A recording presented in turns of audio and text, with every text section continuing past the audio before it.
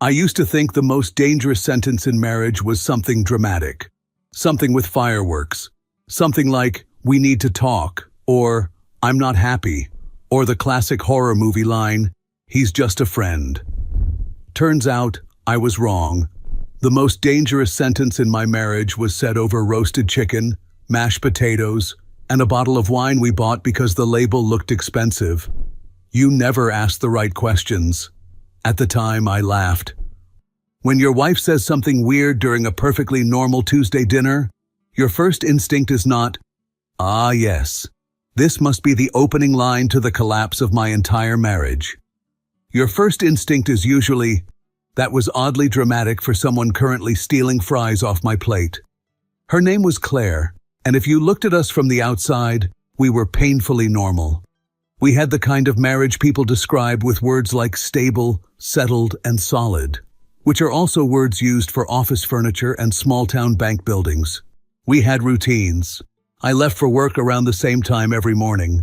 She worked part-time from home, which meant she had flexible hours and the supernatural ability to answer emails while also watching reality shows where rich women screamed in kitchens larger than our living room. I handled groceries half the time, cooked when I had the energy, pretended I understood throw pillows, and took the trash out with the kind of consistency that should have earned me a municipal award.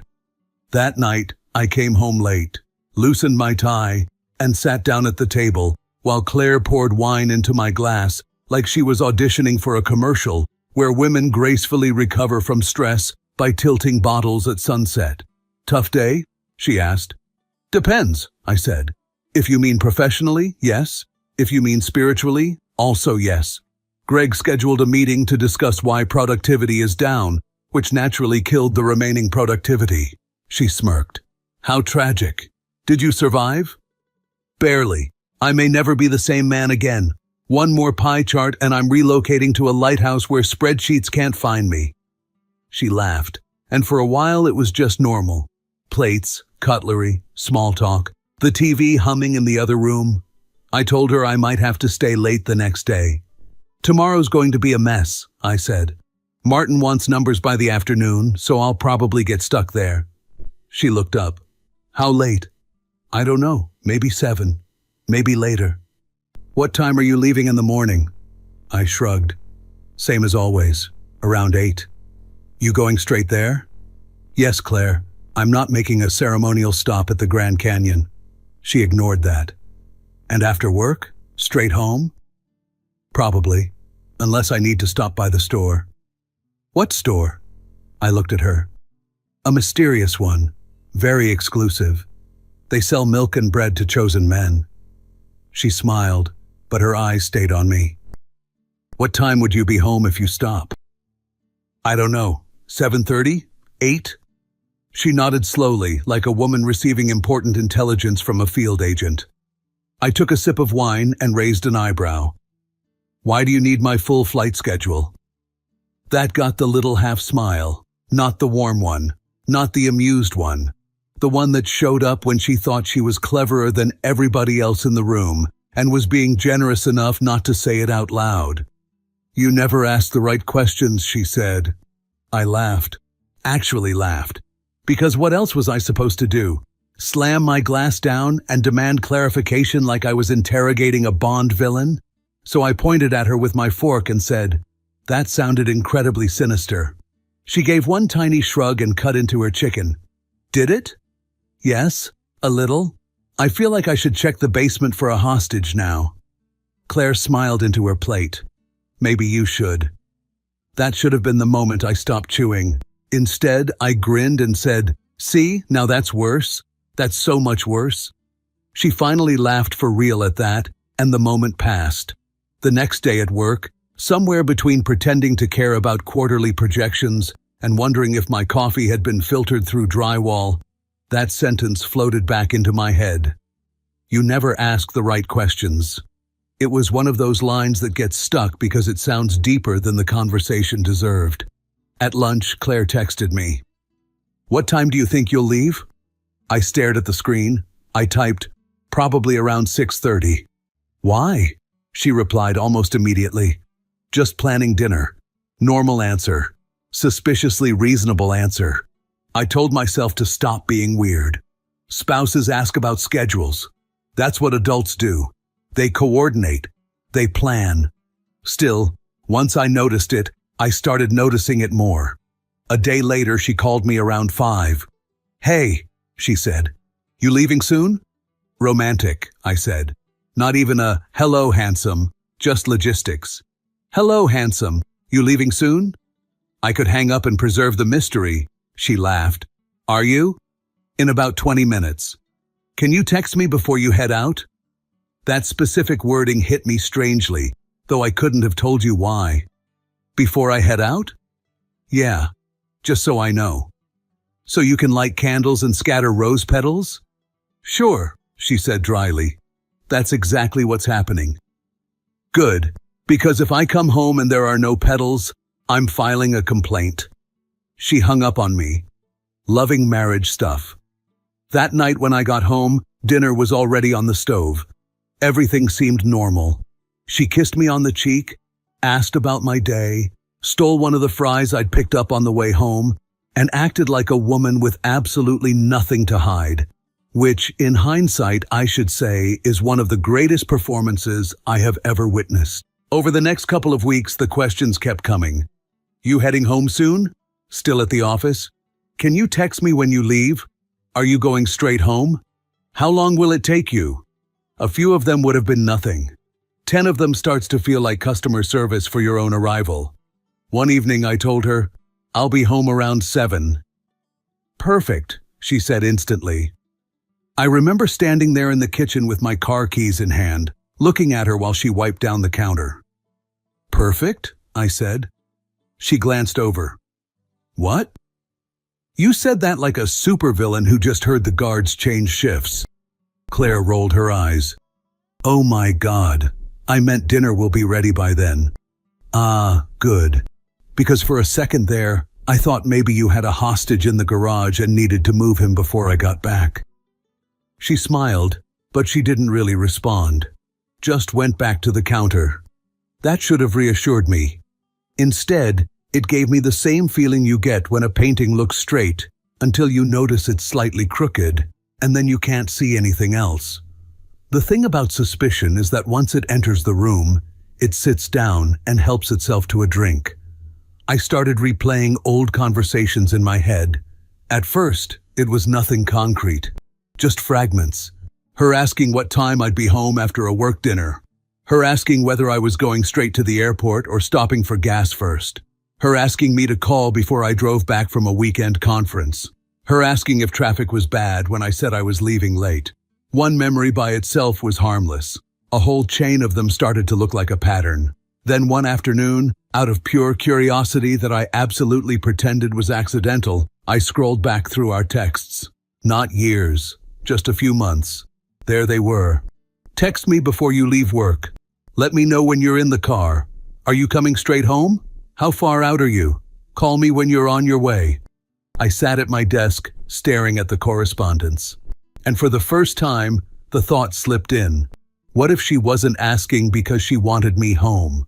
What if she was asking because she needed to know exactly when I started moving? I hated the thought immediately. Not because it was impossible, because it made too much sense too fast. So I did what every sane husband does when a terrible idea starts sounding plausible. I argued with myself. Maybe she liked knowing when to heat up dinner. Maybe she wanted to shower before I got back. Maybe she didn't want to vacuum when I was on the way. Maybe she was coordinating some harmless little domestic thing, and I was turning into one of those paranoid men who sees betrayal because the shampoo bottle moved half an inch. By the time I got home that evening, I had almost convinced myself I was being ridiculous. Claire was in the living room with one leg tucked under her, laptop open, some home renovation show playing in the background, where a cheerful couple was pretending crown molding could save their marriage. "How was work?" she asked. "Spiritually violent?" I said. She smiled. "That bad?" Greg used the phrase "circle back" 4 times before noon. "I'm entitled to compensation." She laughed. Poor thing. I dropped into the chair across from her and watched her for a second. She looked comfortable, relaxed, pretty in that easy, familiar way that makes you hate your own suspicions because they feel like an insult to the life you built. Then she looked up from the laptop. What? Nothing. That earned me a narrowed look. You're being weird. I'm being observant. That's new. See? I pointed at her. Comments like that, this is why I can never relax. She snorted and shook her head. Then, right on schedule, she asked, You have to stay late tomorrow too? I tried to sound casual. Probably. How late? Not sure. She closed the laptop. Can you let me know before you leave? There it was again. Before you leave. That exact phrase. I smiled, but I felt something shift inside me. Sure, I said. Why? She shrugged. So I know when to start dinner. Claire, if dinner timing matters this much, we may need to get you a wall chart. She laughed. You're impossible. I stood, walked over, kissed the top of her head, and let the conversation die. But that night in bed, while she slept facing the other way and rain tapped softly against the window, I lay awake staring at the ceiling. You never asked the right questions. I started asking them. Not out loud, not yet. Just to myself. Why did she care about departure time more than arrival time? Why did she need a text right before I drove? The next morning, while brushing my teeth, I looked at myself in the mirror and said, You need to either stop acting insane or commit properly. There's something sobering about giving yourself advice while holding a toothbrush. So I made a decision. I wasn't going to accuse her. I wasn't going to go through her phone while she showered. I wasn't planning on hiring a private detective. I was just going to test the pattern. A small lie. A harmless one. That evening over dinner I said, Tomorrow's going to be brutal. Martin wants me to stay late. I'll probably be there until 9. Claire looked up from her plate. 9? Maybe later. She made a face. That sucks. Tell me about it. If I don't make it home, avenge me. I'll do my best, she said. She smiled, but I watched carefully. No panic, no strange tension, no visible calculation, just the normal, sympathetic wife expression. Maybe that should have reassured me. Instead, it challenged me. Because if there was something going on, she was very good.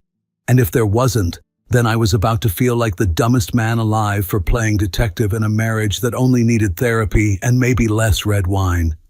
The next day, I left work at 6. Not 9. Not even close. As I drove home, my pulse was embarrassingly loud for a man whose best-case scenario was proving himself paranoid. I remember gripping the wheel too tightly and muttering, "This is stupid! This is so stupid!" I got to the house, parked, sat there for a second, then went inside as quietly as possible. Nothing. No strange car in the driveway, no mysterious shoes by the door, no deep male voice from the kitchen, no sprinting footsteps, no dramatic affair soundtrack, just Claire on the couch in lounge pants, a blanket over her legs, watching some crime show while eating chips out of a bowl she absolutely expected me not to touch. She looked up, frowned, and paused the TV. "You're home early." There was no fear in her face, just surprise, mild annoyance even. "You said 9. Wrapped up faster than I thought." "Huh." She shifted under the blanket. "Well, okay." That was it. No panic, no cover story, no perfume cloud hiding a shirtless accountant in the laundry room. I stood there for a second feeling like a complete idiot. Claire studied my face. "Why are you looking at me like that?" I forced a shrug. "Like what?" "As if you were expecting to see anyone here." I laughed too quickly.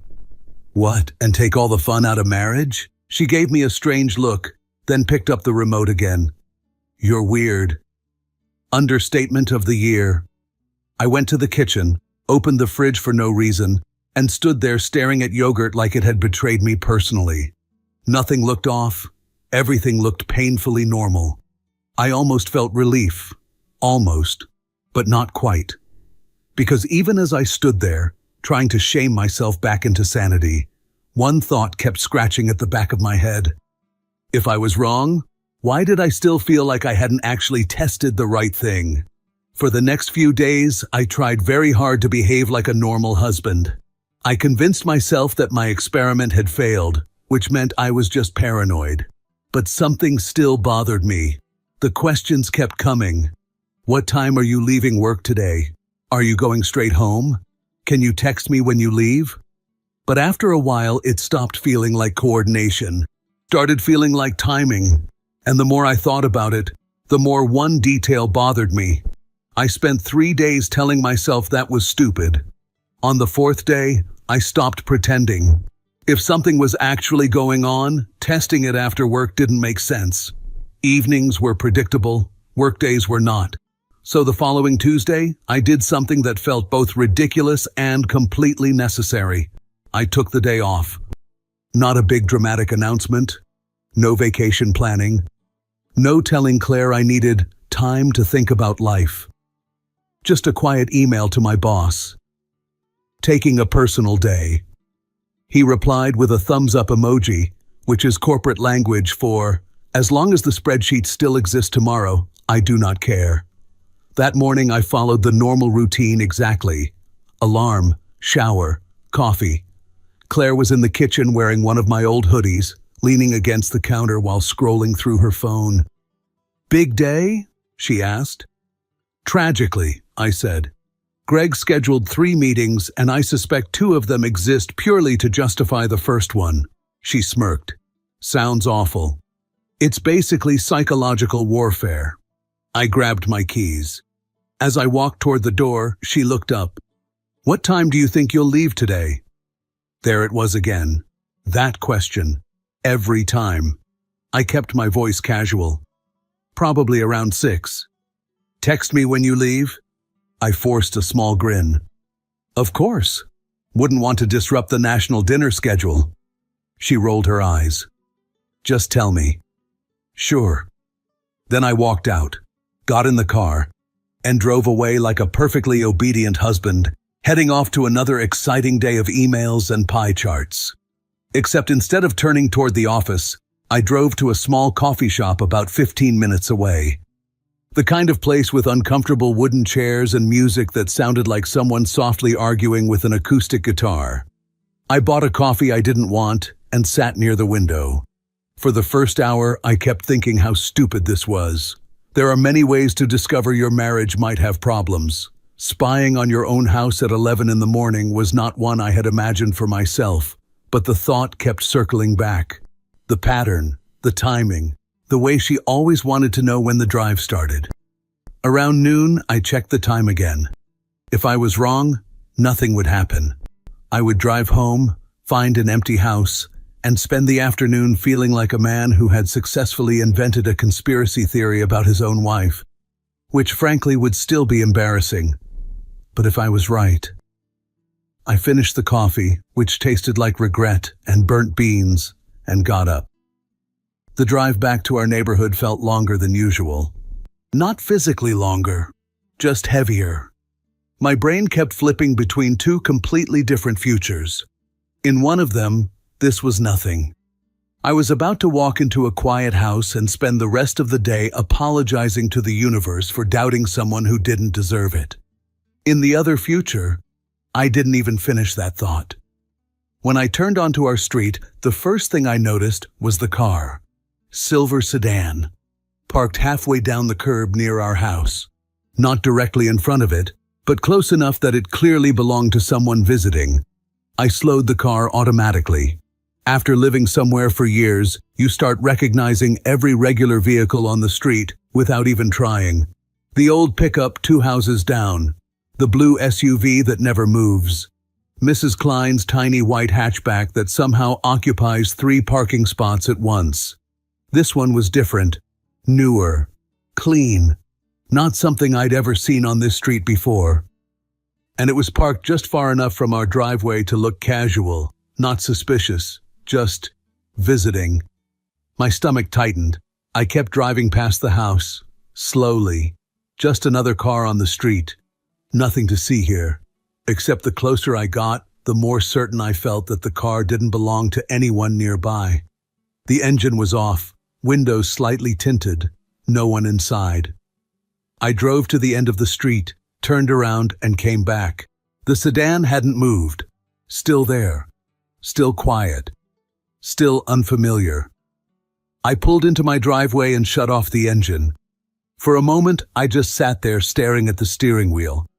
Maybe it was a delivery. Maybe someone was visiting the neighbors.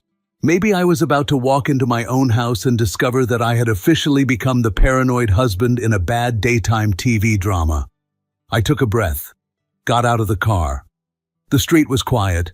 Early afternoon silence. No kids, no traffic, just wind moving through the trees. As I walked up to the front door, I glanced once more at the silver sedan. Still there, still parked, still wrong. I unlocked the door and stepped inside. The house looked normal. Too normal. Sunlight coming through the living room window. The faint smell of coffee. The TV off. For a moment, I wondered if Claire had simply stepped out. Then I heard something. A sound upstairs. Movement. Not loud, but definitely not the sound of an empty house. And suddenly the silver sedan outside didn't feel like a coincidence anymore. It felt like evidence. I stood in the hallway for a few seconds after hearing the noise upstairs. Not moving, just listening. The sound was faint but unmistakable. Floorboards shifting. Something scraping softly. A muffled laugh. The kind of noise people make when they think they're alone in a house in the middle of a workday. For a moment, I considered walking straight upstairs, kicking the door open, creating one of those dramatic scenes people talk about for years afterward at family gatherings. But then another thought arrived, calm and very clear. If I walked upstairs right now, I'd get chaos. Shouting, denials, someone grabbing clothes, someone telling me I misunderstood what I had very obviously not misunderstood. And the truth would dissolve into a screaming match. That suddenly sounded exhausting. So instead, I turned around, walked quietly back to the front door, stepped outside, closed it behind me. I crossed the driveway and got back into my car. From where I was parked, I could see the silver sedan down the street, still sitting there, still looking like it belonged to someone who had absolutely no idea their afternoon schedule was about to become the most important part of my week. I leaned back in the seat and waited. If someone was in my house, they would eventually leave. People have jobs. Lunch breaks end. Affairs apparently run on a timetable. 10 minutes passed, then 15. For a brief moment, I wondered if I'd misheard everything and the noise upstairs had been a window shifting or the neighbor dropping something. Then the front door opened, and a man stepped outside. He didn't run. He didn't look nervous. He walked out with the relaxed confidence of someone leaving a place he had visited before. He closed the door gently behind him and walked toward the silver sedan. My brain took a second to process what my eyes were seeing. Because I recognized him, not a stranger, not some random guy from a bar. It was Daniel, the husband of Claire's friend Melissa. I had shaken this man's hand in my own backyard. We'd stood next to the grill one summer talking about baseball while burgers burned because neither of us were paying attention. He had once borrowed my ladder, and now he was walking away from my house on a Tuesday afternoon like he'd just finished a perfectly normal visit. I felt something strange then. Not rage. Not the explosive kind anyway. More like a quiet pressure inside my chest. Like something heavy had just settled there permanently. Daniel reached the sedan, opened the door, and paused for a second. That was when I pulled my phone out. I snapped a picture. The silver sedan. The license plate clearly visible. Daniel getting into the driver's seat. Evidence. He started the engine and drove off without ever noticing me sitting in my own driveway, watching him leave my marriage. The street went quiet again. I stayed in the car for another minute. Then another. I finally got out and went back inside. The house was quiet again. No movement upstairs now. No laughter. Just the normal stillness of an empty weekday home. Claire was in the kitchen when I walked in. She turned, surprised. "Oh, That same tone from before. You're home. Yeah. She glanced at the clock on the wall. I thought you'd be at work. Wrapped up early. She studied me for a second, not suspicious, just curious. Well, she said, turning back toward the counter, that's convenient? Convenient. Interesting word. I stood there watching her for a moment. The woman who, 30 minutes earlier, had been upstairs with the husband of one of her friends. She looked completely normal. Hair tied up, coffee mug in her hand. The same casual calm she had every other day. If I hadn't seen Daniel walk out of the house myself, I might have believed nothing had happened. But I had seen it. I had the picture sitting in my phone. Claire looked over again. You okay? She asked. Yeah. You look like you're thinking. I am. That's never good. I smiled slightly. Work stuff. She nodded and went back to scrolling through her phone. Conversation over. I went upstairs. Our bedroom looked perfectly ordinary. Bed made. Curtains half open. No obvious signs that two people had been here doing anything that would permanently destroy a marriage. People are very good at cleaning up evidence when they think they have time. I stood there for a moment anyway. Then I went back downstairs. Claire was still in the kitchen. I'm going back out for a bit, I said. She looked up. Work? Something like that. Okay. No suspicion, no concern. She didn't even ask where I was going, which, ironically, was the first time in weeks she hadn't asked about my schedule. I left the house again, got into the car, and drove straight to a lawyer's office. The consultation took less than an hour. Apparently, when you walk into a lawyer's office with a photo of your wife's friend's husband, leaving your house in the middle of the day, the paperwork moves fairly quickly. By the end of the week, the divorce documents were ready. I didn't tell Claire. Not yet. She kept living exactly the same way she always had. Still asking about my schedule. Still wanting to know when I left work. Still telling me to text her when I was heading home.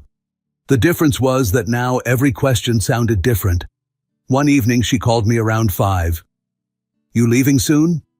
Probably. Text me when you go? Sure. I hung up and leaned back in my chair. Every time she asked about my schedule now, it felt almost funny. Not the happy kind of funny. The kind where the joke only makes sense after you've seen the punchline. A few days later, the lawyer emailed me. The documents were finished. All I had to do was deliver them. That's when I decided how I wanted to end it. No arguments, no speeches, just timing. The following Tuesday, I took another day off. Claire didn't notice anything unusual that morning. Same routine, same coffee, same casual questions. What time do you think you'll be home? Later than usual, I said. Text me when you leave? Of course. I left the house like I was going to work. Waited an hour, then drove back. As I turned onto our street, I saw it again. The silver sedan. Same car. Parked near our house like it belonged there. For a moment I almost admired the consistency.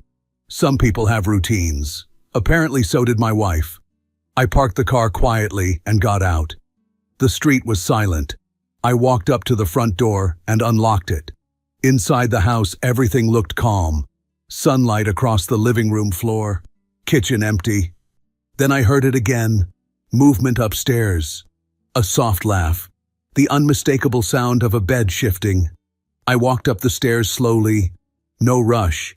No anger. Just the steady feeling of a man finishing something that had already ended. At the top of the stairs, I paused outside the bedroom door. More movement. A voice. Daniel's voice. I opened the door. Both of them froze. Claire on the bed. Daniel halfway through pulling on a shirt. The room went silent. For a second, nobody said anything. Then Claire's eyes widened. What? I walked in, calm, and set the envelope down on the bed. Don't worry, I said. I'm not here to argue. They both stared at the envelope. Claire slowly picked it up. What is this? Divorce papers. The room stayed silent. Daniel looked like a man who had just realized the afternoon had taken a sharp turn toward legal consequences. Claire opened the envelope with shaking hands. I watched her read the first page. Then I said the only thing that felt appropriate. You two clearly already worked out the schedule. And for the first time since this whole thing started, nobody had any questions left to ask.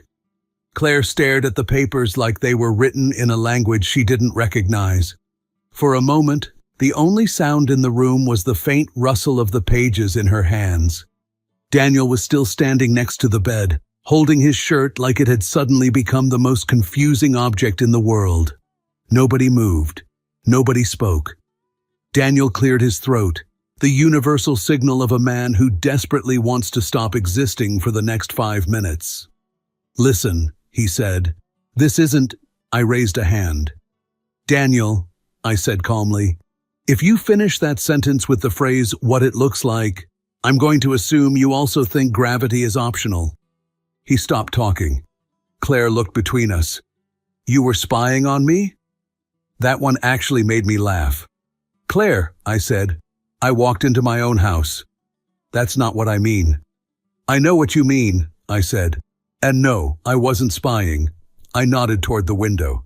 His car is parked outside. You're both in my bed. I'm not Sherlock Holmes. I just showed up. Daniel shifted awkwardly.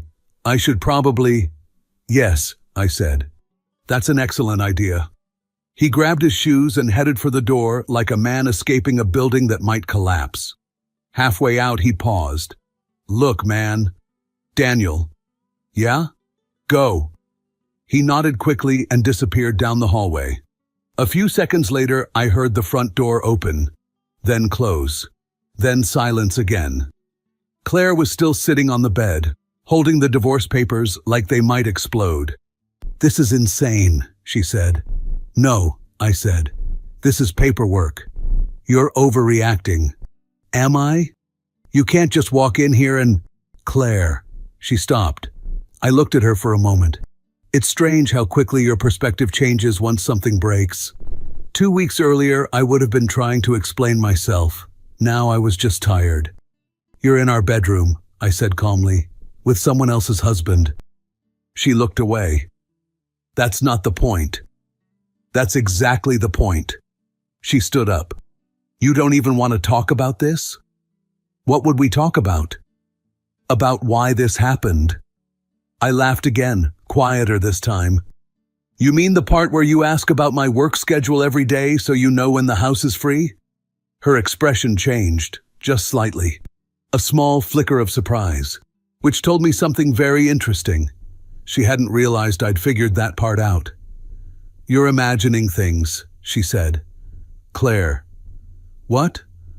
I pulled my phone from my pocket and opened the photo. The silver sedan. The license plate.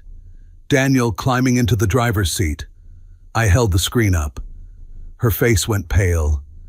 That was last week, I said. When I took the day off. She didn't answer, because there wasn't much left to say. The room stayed quiet for a long moment. Then she asked the question I'd been waiting for. So what happens now? I shrugged. Now you sign the papers. And that's it? Pretty much. You're just throwing everything away? That one actually annoyed me. I pushed off the dresser and walked toward the door. Claire, I said, stopping in the hallway, you already threw it away. I'm just cleaning up the paperwork. I stepped outside, walked down the driveway, and got into my car. The silver sedan was still parked halfway down the street. Daniel was standing next to it, looking like a man who had just realized life was about to get significantly more complicated. When he saw me get in my car, he quickly got inside his. The engine started. The sedan pulled away. And just like that, the street was quiet again. I sat there for a moment, staring at the empty space where the car had been. Then I shook my head slightly. The funny thing was, Claire had spent weeks asking about my schedule, every single day. What time are you leaving work? Are you heading straight home? Text me when you leave. Turns out my schedule really was important to her, just not for the reasons I thought. The good news was she wouldn't need to worry about it anymore. The divorce itself moved surprisingly fast. Apparently, when two people get caught in the middle of a weekday afternoon with divorce papers already sitting on the bed, the motivation to drag things out isn't very strong. Claire didn't fight it. There were a few cold conversations, some awkward exchanges about logistics, and a lot of silence where normal couples might have had arguments. Within a few months, it was over. Papers signed, assets divided, house sold. The strange part was how ordinary the process felt, like closing an account you no longer used.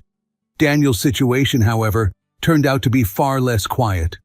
Because when his wife Melissa found out what had been happening, she didn't discover it through careful observation or clever detective work. She discovered it because I told her. Not out of revenge, not out of anger, just because she deserved to know that the man she had been married to was apparently spending his lunch breaks in my house. Melissa took the news about as calmly as you'd expect someone to take that kind of information, which is to say, she didn't. From what I heard later, Daniel's life became very complicated very quickly. Lawyers got involved. A few weeks later, she filed for divorce. So in the end, the silver sedan managed to wreck 2 marriages instead of 1. I don't know what happened to Claire and Daniel after that. And honestly, I never cared enough to find out.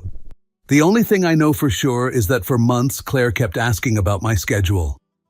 What time are you leaving? When will you be home? Text me when you head back. Turns out timing really was important to her, just not in the way she expected it to be. If you felt this story hit hard, drop a like, subscribe for more, and share your thoughts in the comments. Your support keeps Steelheart beating.